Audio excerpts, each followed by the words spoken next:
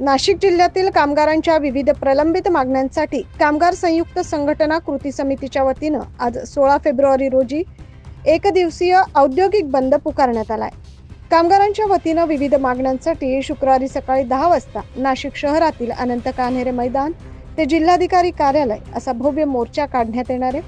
यावेळी कामगारांच्या विविध मागण्यांचे निवेदन जिल्हाधिकारी यांना देण्यात येणार आहे, अशी माहिती सीटूचे राज्य उपाध्यक्ष डॉक्टर DL कराड यांनी पत्रकार परिषदेत दिली।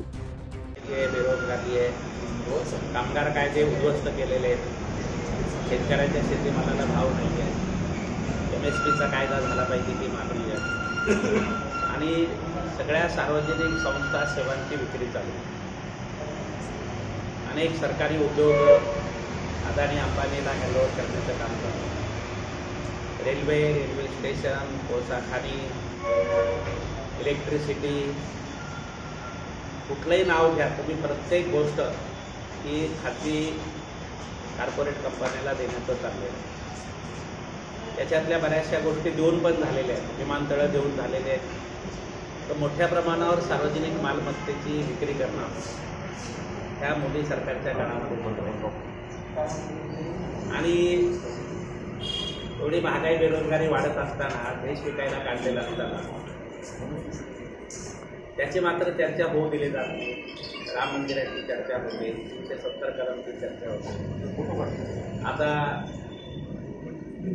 श्रीकृष्ण जन्मस्थानाची चर्चा सुरू केलेली आहे, आरक्षणाच्या मुद्द्यावरून आपापसात भांडणं लावलेली आहे।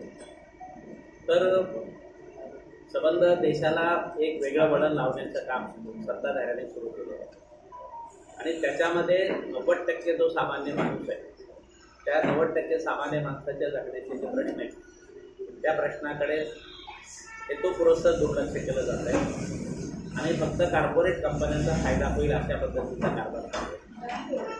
आणि म्हणून याला विरोध करण्यासाठी शेतकरी आणि कामगार यांनी हे आंदोलन ठरवले। आज इथे या सगळ्या आंदोलनाच्या तयारीमुळे सगळे प्रतिनिधी येऊ शकले नाही। आयटनचे प्रतिनिधी दत्त तुपे आणि कॉम्रेड आलेले आहेत, आपले सलाह शेख आलेले। किमान वेतन अत्यंत अल्प आहे, त्याच्यामध्ये कुटुंब नाही चालू शकत, म्हणून कमीत कमी 26,000 रुपये किमान वेतन केलं पाहिजे आणि कंत्राटी कामगारांनी किती वर्ष कंत्राटी पद्धतीनं राबायचं याचं उत्तर सरकारने दिलं पाहिजे।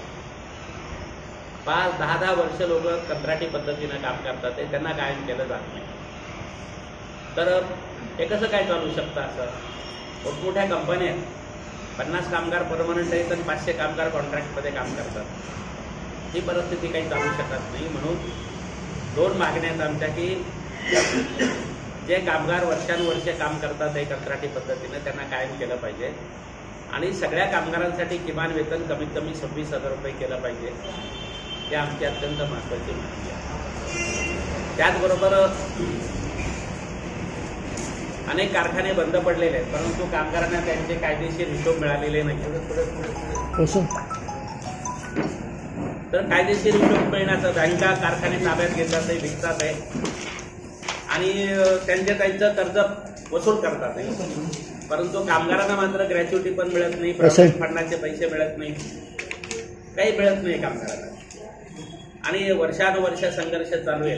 इथं आमचे पत्रकार मित्र बसलेले आहेत, वसंत आव्हाड, त्यांना माहिती आहे की बंद पडलेल्या कारखान्यातल्या कामगारांची काय परिस्थिती। या ज्या 16 फेब्रुवारी 2024चा जो 1 दिवसाचा देशव्यापी संप आहे, त्याच्यामध्ये आमची all India insurance employees association पूर्ण भारतभर LIC आणि DICमध्ये आमचे जेवढे युनिट्स आहेत त्यांच्यातर्फे या मोर्चाला आणि या संपकृतीला जोरदार पाठिंबा आहे।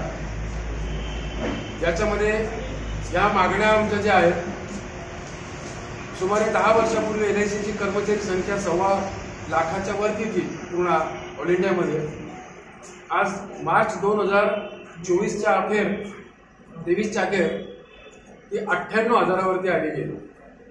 इतके लोक रिटायर झालेले आहेत, तेवढ्या जागा रिकाम्या आहेत, ते गव्हर्नमेंट भरत नाही। आमची पहिली मागणी ती लोक आत्ताच आमचे ज्येष्ठ नेते आदरणीय डॉक्टरांनी सांगितल्याप्रमाणे या देशामध्ये आणि महाराष्ट्रामध्ये जे काही परिस्थिती सध्या चालू आहे कामगार, कष्टकरी आणि शेतकरी विरोधी अशी भूमिका या राज्य सरकार आणि केंद्र सरकार या ठिकाणी घेत आहे आणि म्हणून या सरकारला जागं करण्यासाठी हा निर्णय 16 तारखेच्या संपाचा घेण्यात आलेला आहे।